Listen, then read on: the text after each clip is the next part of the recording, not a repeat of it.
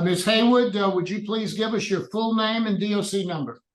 Deanna Haywood, 316-245. Thank you, Ms. Haywood. Ms. Haywood, let me explain our process to you. First, we're going to, I'm going to read some information into the record, and then we're going to conduct a parole interview with you.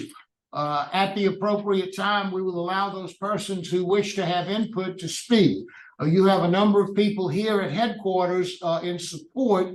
Those that will be speaking, Mr. Norris Henderson, Kenneth Williams, and Trey Williams. Also present but not speaking is Kentrell Williams, Beatrice Taylor, Carolyn Adams, Sabrina Monaco, Stephanie King, Christy Sheremy, and Demetrice Moore. In opposition, we have Marla Mayberry and Karen McClellan with the 14th JDC District Attorney's Office. Do you understand our process? Once we do that, you'll have an opportunity to say whatever you'd like to say to the board, and then we'll vote. Do you understand that? Yes, sir. Okay. This is the matter of Deanna M. Haywood, DOC number 316245. Date of birth is October the 27th of 1971. She's classified as a first felony offender. She has a parole eligibility date of August the 29th of 2023, an adjusted good time date of May 26th of 2040, full term date of November the 22nd of 2090. She was initially sentenced to life. Her sentence was commuted to 99 years by Governor Edwards. She is currently serving a 99-year sentence on the charge of first-degree murder.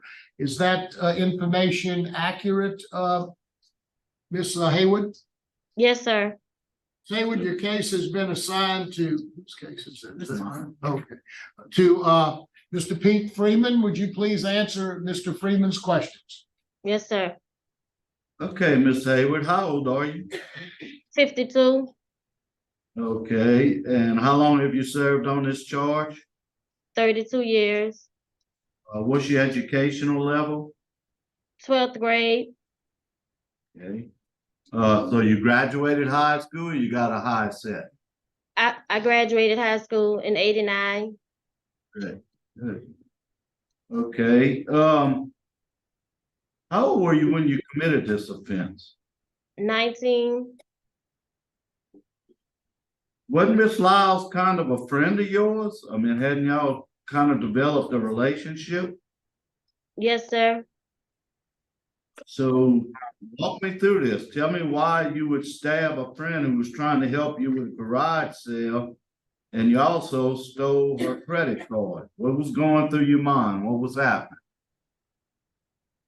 Well, I really don't know about like my mindset because I wasn't there, meaning like mentally, but I had went to her house to pick up some clothes that she was donating for me.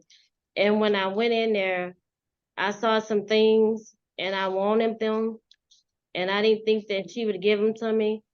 So I knocked over the head and I took some money and I stabbed her multiple times.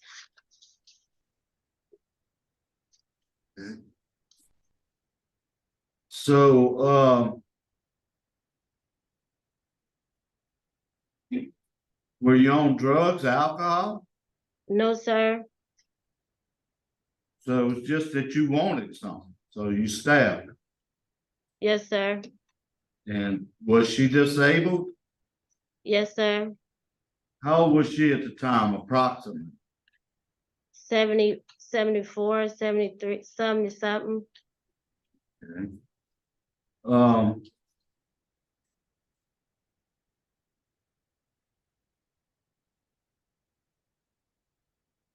mean, what was going through your mind that led you to stab her over 36 times? I don't know, sir. I wasn't myself that day.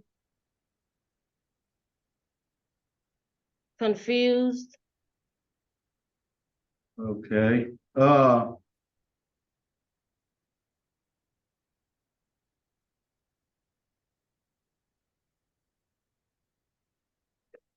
Okay, you have opposition.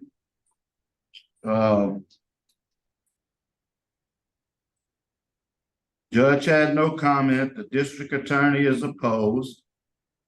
He said you beat a 70-year-old woman to death for no reason. The sheriff is opposed. The chief of police is opposed. Unopposed is Kenneth Williams, your brother. Where are you gonna live and work if you get out? I will be transitioning to the Diamond House vote with Ivy Mathis and Mr. Norris Henderson. And I trust that they'll help me out in society. Where are you Because gonna go after that? Sir, Where are you gonna live after you go through that? with my brother, Kenneth Williams, and his wife, Tracy Williams. And what do they have lined up for you? Any employment or anything? Yes, sir. And where's that gonna be? But for now, vote is gonna take care of that. I trust that they'll give me employment until I get out. So I'm praying that I trust in them that they'll give me a job. They'll find me a job while I'm there at the vote transitional house. Okay, her son, Dr. Lyles, Samuel Lyles, is totally against you getting out. He said he still has nightmares when he thinks about what his mother endured during the murder. He talks about how she was elderly and paralyzed, and how she was just trying to help you.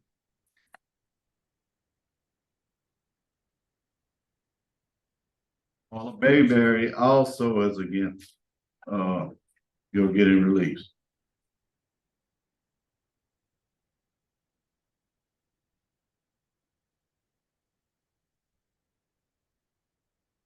How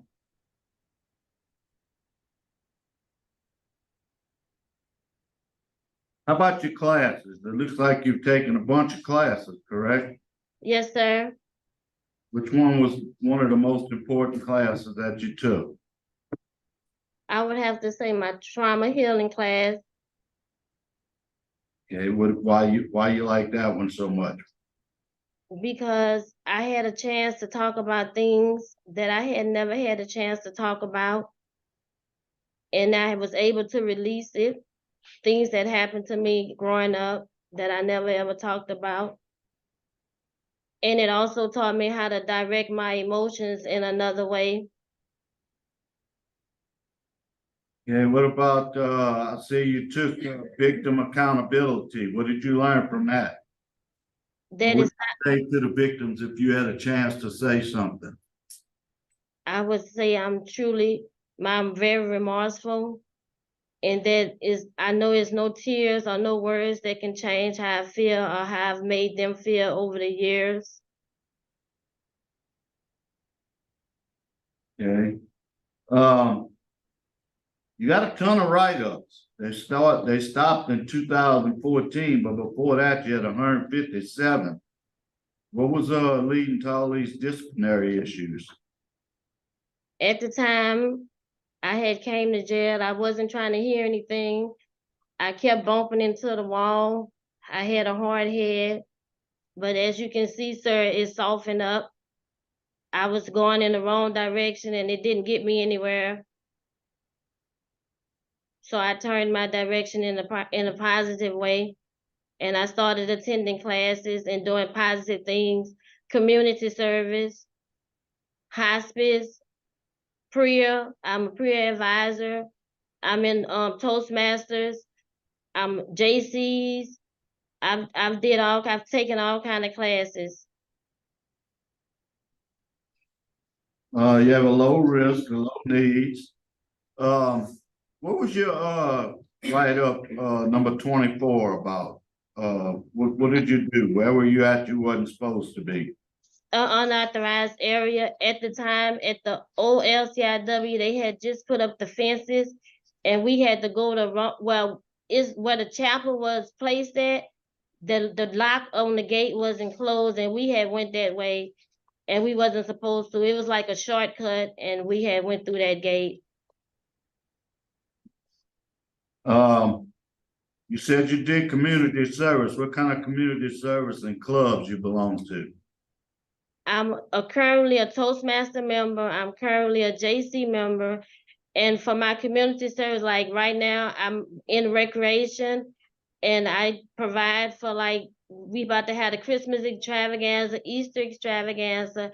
I do work for the canteen, like when the trucks come. Hospice, I was working in hospice. Pre-advisor, when the new commits come, I talk to them and let them know that if they have a problem with anybody, if they don't feel comfortable with the officer, that they can always come and talk with me, and I will advise them to someone else. So you have a lot of good recommendations. Do you have any mental health problems? No, sir. Warden, what do you have to say about Ms. Haywood? Kind of to go over some of the stuff that was already mentioned. She did have a lot of write-ups, but she is 9 years report free, so that's commendable. She has been in all of these classes. Most of them have been, you know, within the last 10 or 15 years. So she has made a turnaround. She's a minimum 3 here. She also has the low Lorna. And she's in all of these clubs, as well as she does the community service and helps us out with the kids events, the teen day events. She has been down for 32 years here at LCIW. So she has made a change here with the reports and being involved in the community here at the LCIW Jetson compound. We also have, I just wanted to mention that Ivy Mathis was here, and she was gonna, wanting to speak on behalf of, Ms. Haywood. All right, okay. I got some questions. We have a question, Ms. Pearl has a question. Good morning. Good morning. When I read in your information, you said that you have planned to, if you are released, you are planning to assist youth. Tell me about that. How you plan to assist youth? Any ways possible, however they want me to. I love kids, and that's why I always participate with the Christmas extravaganza, the teen day, and the Easter extravaganza. I'm just wondering, have you had anything lined out, and you're thinking about what you would like to do, you know, in a perfect world, if you got out and was able to help youth, whatever you thought about that you would do, what would that look like from your background? I would love to tell my story to some of them and let them know how, when you're young, that like some people have addictions and it's like alcohol and drugs, but some don't really recognize the addiction of greed. Okay. And I would like to talk to them about that, because greed can lead you in the wrong direction, as well as drugs and alcohol. So I would like, ma'am. I'm sorry, I didn't mean to cut you out, but That's okay. I was going to ask, what age group are you thinking of giving your message to? What age group would you think would be well, I would like to start from 12 on up, because this generation here, yes, ma'am. I would like to start young. Yeah, I like that. And one of the things that really fascinated me about your case, but now you've explained it, because you were a sophomore at McNeese State University with majored in special education when you committed this crime. Yes, ma'am. Speak to that. That's what I wanted to do. I've always wanted to be a special education teacher. Always. Before I went to McNeese, I was working at Robbinswood School, and that's in Lake Charles. That's like a special aid needs, and it was just always my dream. I've always wanted to work with people like that. That's why I worked in the infirmary for so many years as being a caregiver. But then it wasn't working out too well for me because too many of my close friends who I had been doing time with was passing away. So that's why I had left and went to recreation. But Your tank got full, huh? Your tank just really got full over there. I understand that. Okay, I just can't, I'm just trying to grapple, a college student, a sophomore in college, but you explained it though. It was greed. But now I've learned that it's not always good to have, or I've learned to give instead of always wanting to receive. Because you told Mr. Freeman that you saw something in our house that you wanted, and that Yes, is this grew up. Yeah. So at the time I was selfish. Yes, ma'am. But now I'm not. I've learned to value life and people. Yes, ma'am. you think this would ever happen again? No, ma'am. No, ma'am. One last question. Why should I vote to parole you? Would it be okay if I have it? Would it be okay if Okay. You do it at the end then. Okay, I'll wait and get the answer at the end. That's okay. Thank you. That's all I had, Chair. Thank you, ma'am. Okay, now we're gonna hear from, ma'am, would you like to go ahead and speak? Yes, sir. Good morning, board. My name is Ivy Mathis. I am a reentry specialist with VOTE, Voice of the Experience. We are really happy to receive Ms. Haywood to ensure that she not only successfully acclimates, but have an impactful future. Ms. Haywood to date has been accepted and enrolled in the Cornerstone Builders Program, some programming with the Goodwill in the greater New Orleans area, as well as our transitional house where she will be having most of the mentoring being done there. Ms. Haywood told me that she wanted to transition because she wanted to start over. She wanted to learn everything, and she wanted someone who had been through what she had gone through or is going through to teach her everything she knows. And so at VOTE, she's going to learn that. December the 11th, 2018, I was released from LCIW. I've now been home 5 years. Since then, I have been able to come back in the institution approved by the Department of Correction and teach a 6-week reentry program called Life Support. Ms. Haywood is one of those graduates. We had a graduation and she's one of those graduates. She will be one of the first women that me as a formerly incarcerated person, who I'm doing well now, but will really be able to mentor and coach and get her on a more positive journey. Ms. Haywood has family support. This family support increases her chances of being successful because they want her to be successful and productive and not recidivize. They're also willing to support her financially. On the behalf of Ms. Haywood, I ask that she be paroled to VOTE Diamond House, where she has agreed to long-term reentry. That is up to a year and longer, if need be, is when she's ready to actually exit and be independent, successfully independent. So she has agreed to long-term reentry, and that is every single day she's going to be mentored, she's going to be coached. And Ms. Wise, when I went to the board, one of my stipulations was work with the youth, and I have been doing that. And I'm planning to get Ms. Haywood involved as well. So this is a plan that we've had. We have measures in place where I'm confident to say she will never recidivize and that she will be a success story. Thank you. Thank you, ma'am. Now we'll hear from Mr. Henderson. Good morning. Most of the time y'all see me, I'm here on behalf of a lot of the guys. And the reason I'm here today is primarily because we realize that a lot of these women are disadvantaged when they're being released, not having places to go. So we created a transition house, a 4-bedroom house, which Ivy named Diamond House, because we take what other people discard and polish it up and shine it up. Everybody who's been through our house, and it's in reference to employment, every last one of the ladies who left the house left with employment. You still have gainful employment.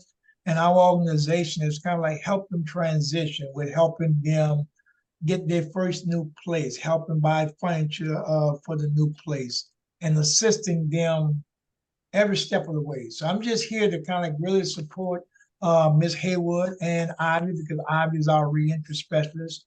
And, you know, I'm always taught that folks are closer to the problem or that much closer to the solution.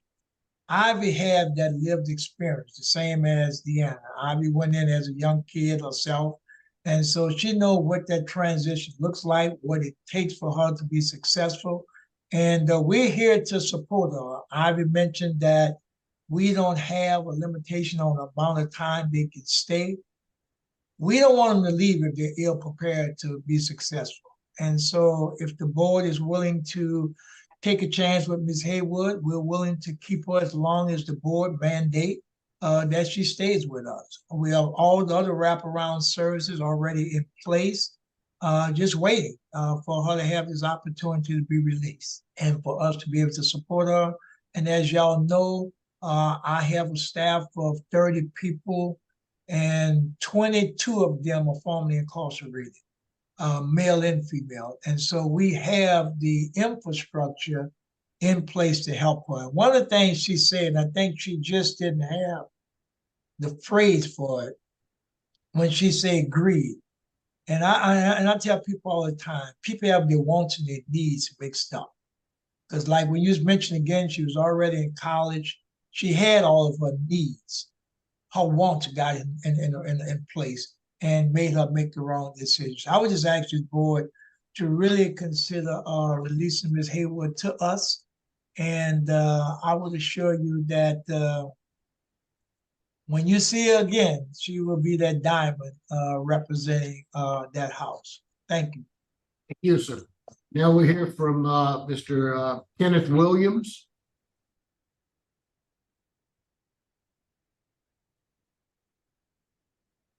Good morning, Mr. Williams. How are you? I'm fine, sir. This is one of the hardest things I'm doing today. And again, Deanna M is my sister. And first of all, before I even get started, I want to tell the family that I'm truly sorry for what happened to their loved one.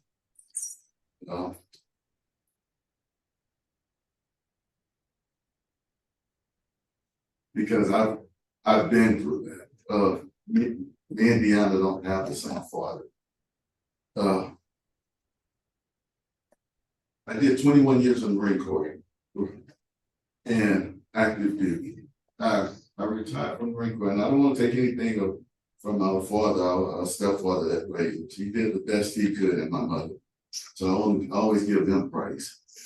And she knew right from wrong. Like she said, it was greed. And it goes back to what happened to me with my biological father. I never knew him. So I retired from the military when my stepfather passed away. I'm trying to be quick. He passed away. And my kids actually, we adopted, I have 4 kids, been married for 34 years. Get it right. 34 years. I'm just saying. Yeah. 34 years. And I retired from the military, and I said, they asked me who was my biological father. So I met him, and I wanted to introduce them to him. I got to introduce him to him. Then I said, I'm gonna spend time with him. And he was at an ATM machine, and somebody hit him in the head, and he died. So I never got to spend time with him. We buried him, but that the feeling, I think I said grudge, I had let it go. And I'm not telling anybody how to live their life or what they need to do. That's in their time. So just saying, I understand. And I had to let it go. And that was right then. And I saw my sister and I told her about where she was and how things were going. I said, in order for me to help you, you have to change everything. And she did. I've been retired almost going to 14 years now. And that's what, and if you look at her record, after we had that conversation, after we talked, things changed. It didn't only change for her. I need to let you all know too. I imprisoned her myself too, because I couldn't fathom what she did. So I never let her see my kids. I never brought them around when I came into town. That sometimes I wouldn't even go see her, but I never brought them. And I had to change all that to heal, for me to heal. And we were always close, so I knew that hurted her, because it hurted me. But now I need you to wrap it up. Okay, so I say all that with saying this. I'm here to support her financially and with whatever she needs. But we have a couple of things. We have businesses in Lake Charles. We give back to the community.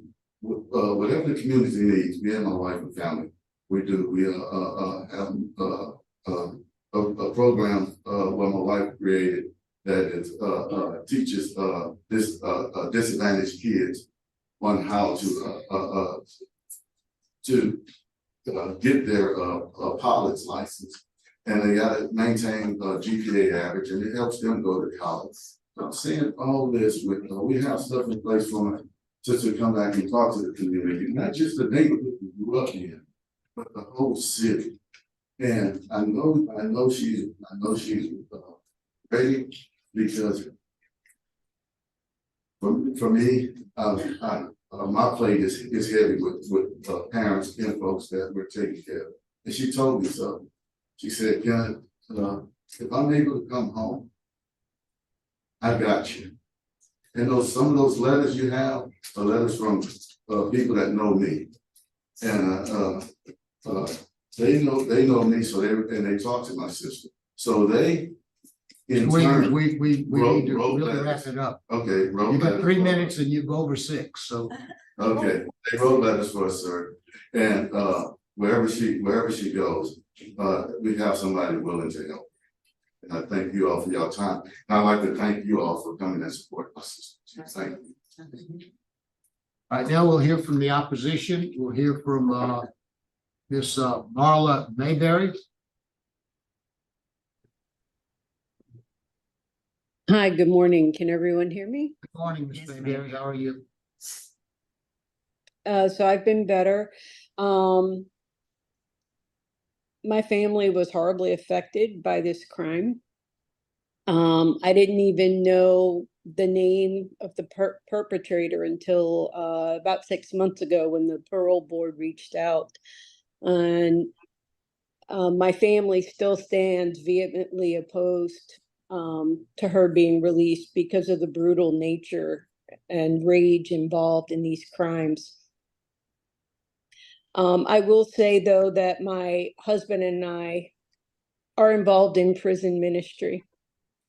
And listening to the testimony, I listened to the one 6 months ago on YouTube, and just listening today, I do like that if she were released, that she would be released into a program that would support her being out. And I don't consider myself a deeply religious person, but I know Jesus, and he has forgiven me and calls me to forgive others. And I just want to say to Deanna, I can't believe I'm saying this, but I feel God's love for you. And the best thing I could hope for is for all of these things to be turned to good, because God allowed this incident in my family to happen. I recognize that. And I know that he can work good out of bad, and I know he can do it in my family. And I pray that he can do it in your life and in yours, but the results, are his, and I'm willing to release my opposition because I know who God is, and he's in control of all things.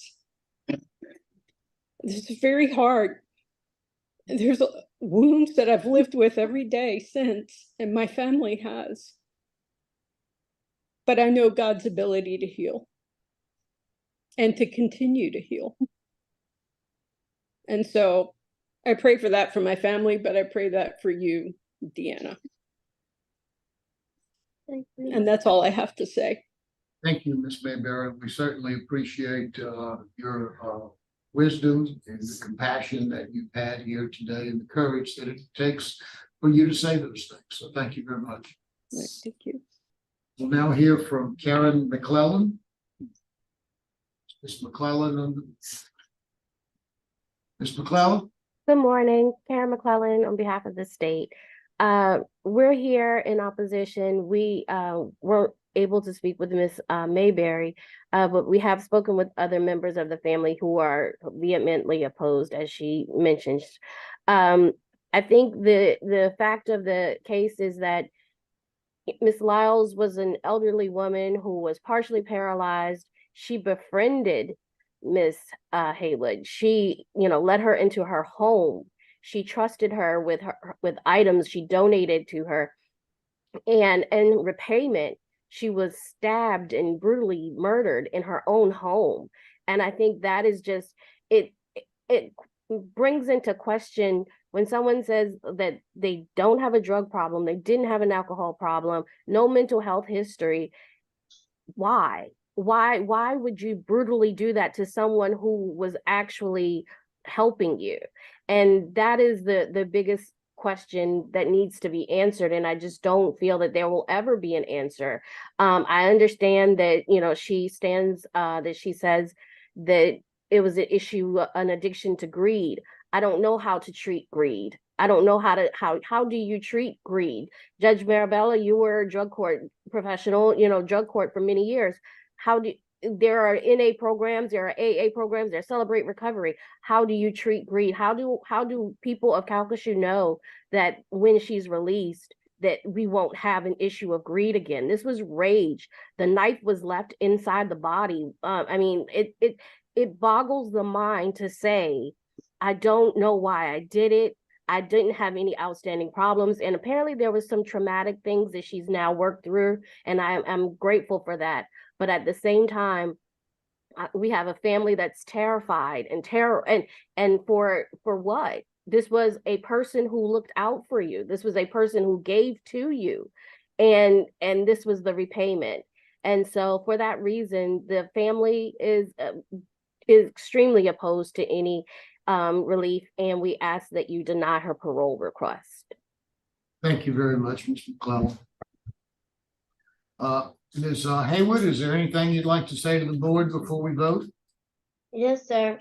I would first like to thank all the board members for allowing me to sit here today. And I also would like to thank my brother, Kenneth, and his wife, Tracy, for sticking by my side all these years.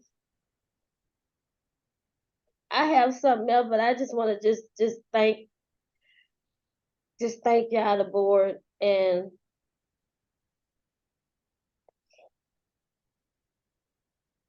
I just pray that y'all look at me for the person I am today and not the person I was when I was 19. That's it. Thank you very much, Ms. Board ready to vote? Well, I had asked you why I should vote for you. You said you was gonna tell me. Is that all you wanted to tell me?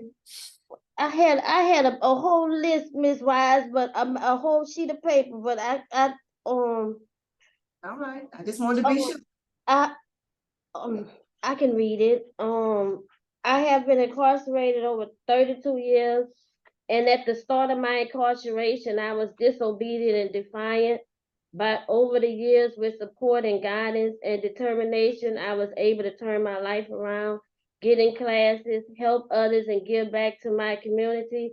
Even though sometimes it was difficult, I refused to look back and fail, but not just fail myself, but the few people that believed in me. When others pushed me away, I turned their back. In November 1990, I made the biggest mistake, and it affected my life and the ones around me and Miss Lyle's family and her friends. I chose the wrong path, but with prayer and classes that I've taken out, that's not an option anymore. Thank you. Thank you. That answers my question. That's all I had, Chairman. Thank you.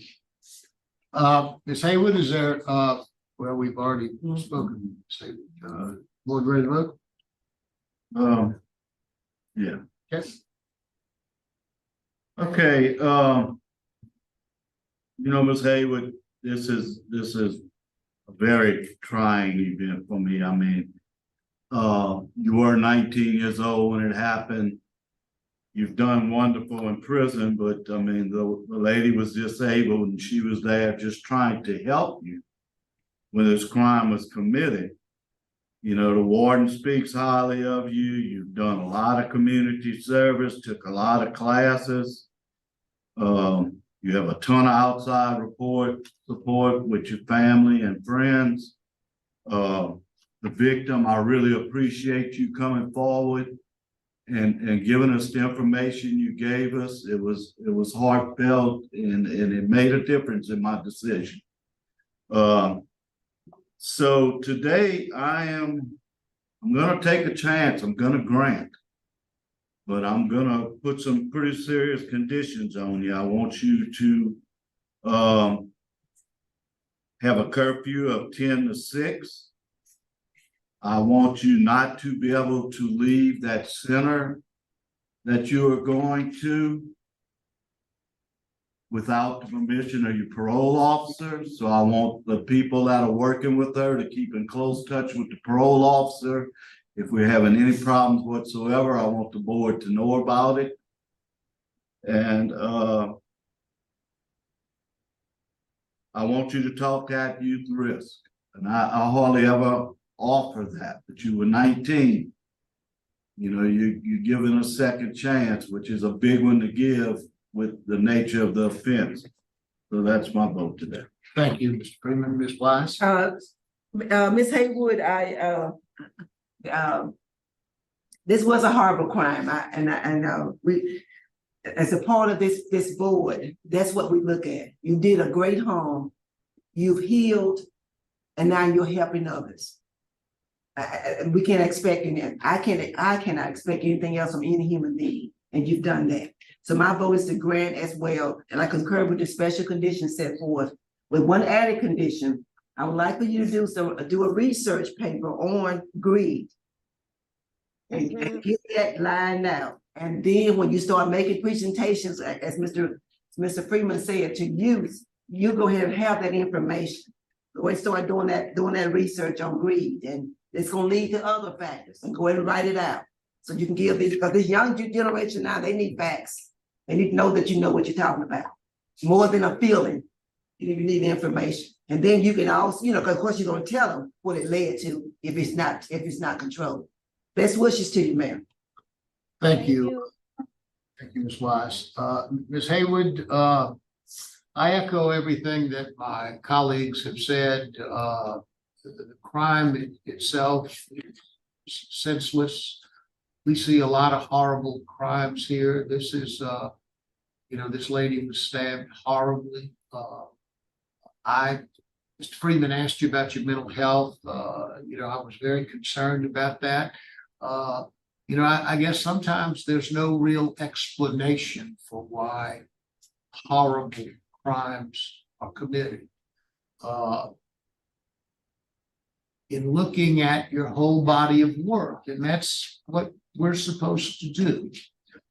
It looks like you came into prison with a lot of issues. You got in a lot of trouble. You had a lot of write-ups. But at some point, you turned it around.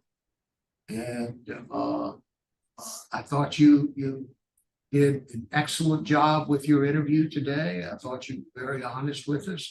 Done a lot of hard work while you've been in prison.